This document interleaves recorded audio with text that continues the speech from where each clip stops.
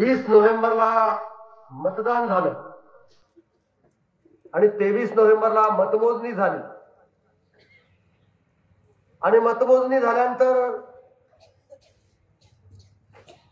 मोठ्या मताधिक्याने मला आपण निवडून दिल्यानंतर अनेक वेळेस जळकोट तालुक्यातील सर्व नेते भाऊ आम्हाला तुमचा सत्कार करायचा आहे आणि तुम्ही आम्हाला वेळ त्या ठिकाणी आपण दिला पाहिजे.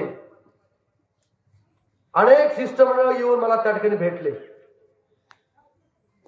आणि मी त्यांना सांगितलं की जरूर मी तुमचा सत्कार त्या ठिकाणी स्वीकारणार आहे. मला तुमचे आभार व्यक्त करायचे आणि मी प्रत्येक गावामध्ये मी त्या ठिकाणी येणार आहे. पण आपलेच नेते आदरणीय बाबासाहेब पाटील साहेब महाराष्ट्राचे सहकार मंत्री झाले, आपल्या जिल्ह्याचे आहे आणि म्हणून त्यांचाही सत्कार जसा आम्ही उदगीरला नागरी सत्कार केला तसा आपण जळकोटमध्ये त्यांचा आणि माझा आणि गोविंदांचा सत्कार आपण त्या ठिकाणी करावा अशी विनंती आहे, अशी सूचना मी त्या सगळ्या शिष्टमंडळाला त्या ठिकाणी केली. अनेक वेळेस आदरणीय बाबासाहेब पाटील साहेबांना हे सगळे शिष्टमंडळ भेटले, पण पाटील साहेब आता मंत्री असल्यामुळं त्यांच्या मागे खूप मोठा व्याप झालेला आहे.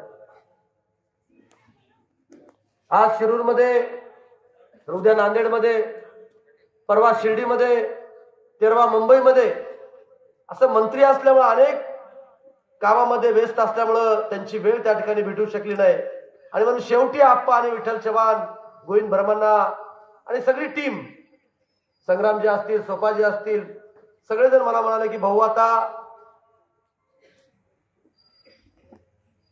आमचा अंत संपायला चाललेला आहे म्हणजे आणि आपण कसल्याही परिस्थितीमध्ये आम्हाला आता त्याकडे वेळ दिला पाहिजे. अगोदर आम्ही तुमचा सत्कार करू, अण्णांचा सत्कार करू आणि नंतर आपण मंत्री महोदयाचा सुद्धा आपण सत्कार आपण त्या ठिकाणी करूया आणि म्हणून वेळ ठरली आणि आज आपण हृदयस्पर्शी अंतकरणातून आपण या ठिकाणी माझा सत्कार केला. त्याबद्दल सुद्धा सर्व जळकोट तालुक्यातील सर्व नेत्यांचे आणि जनतेचे आणि या सत्कार कमिटीच्या पदाधिकाऱ्यांचे मी मनापासून त्यांचे सुद्धा या ठिकाणी आभार या ठिकाणी व्यक्त करतो.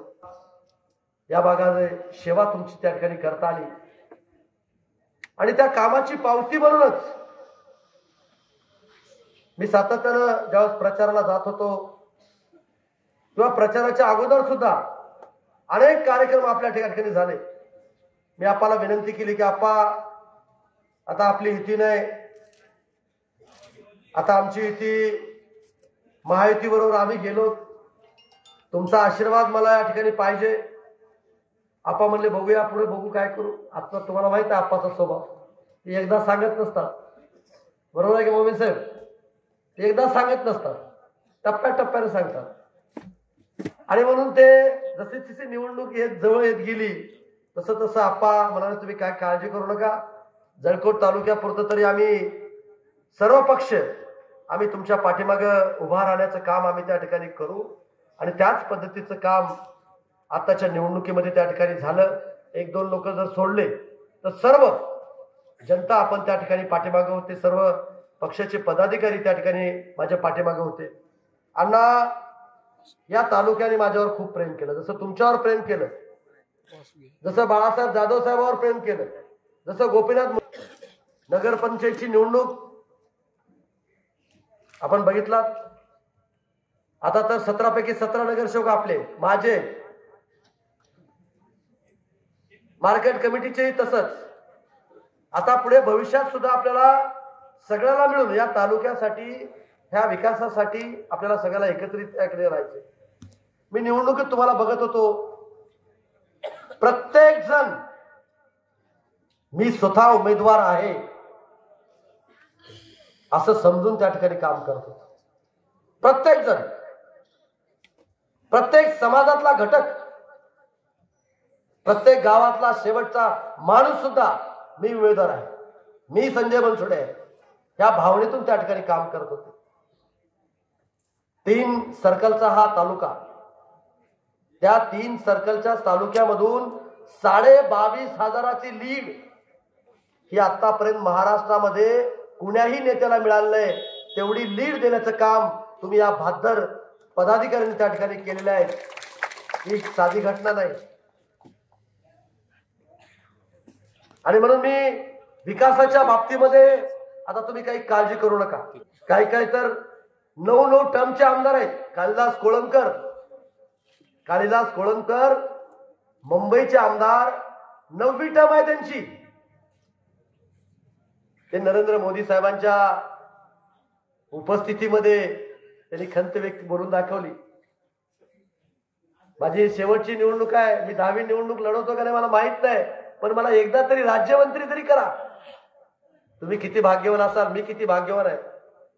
पहिल्याच टर्म मध्ये आपण राज्यमंत्री झालो, पहिल्याच टर्म मध्ये आपण कॅबिनेट मंत्री झालो आणि महाराष्ट्रामध्ये तुमच्या आमदाराचं तुमच्या लोकप्रतिनिधीचं नाव महाराष्ट्रामध्ये त्या ठिकाणी झालं।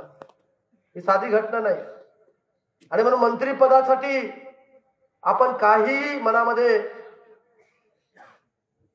कसलीही चिंता व्यक्त करू नका। मतदारसंघासाठी आमदार काफी आहे।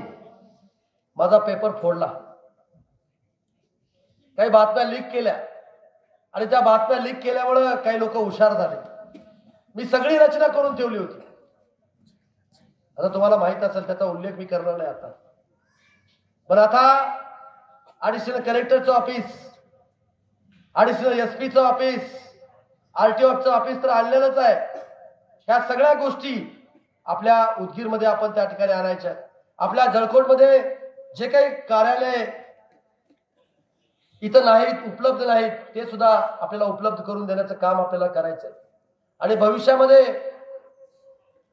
गेली 4 वर्ष मी मंत्री होतो आणि म्हणून मी ज्यावेळेस दौरा असायचा माझा, त्यावेळेस सगळे अधिकारी माझ्या सोबत असायचे आणि म्हणून तिथंच आपला जनता दरबार भरत असते, तिथंच आपले कामं त्या ठिकाणी होत असते।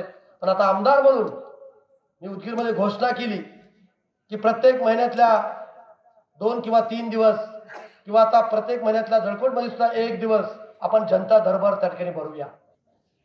ही गोष्ट खरी आहे की मंत्री असल्यानंतर जरा हक्कानं मंत्रिमंडळामध्ये काही प्रश्न मांडून आपल्याला कामं करून त्या ठिकाणी घेता येते। पण हे आजही राज्यामध्ये सगळं मंत्रिमंडळ आपल्या त्यांचे स्नेहाचे माझे संबंध आहे।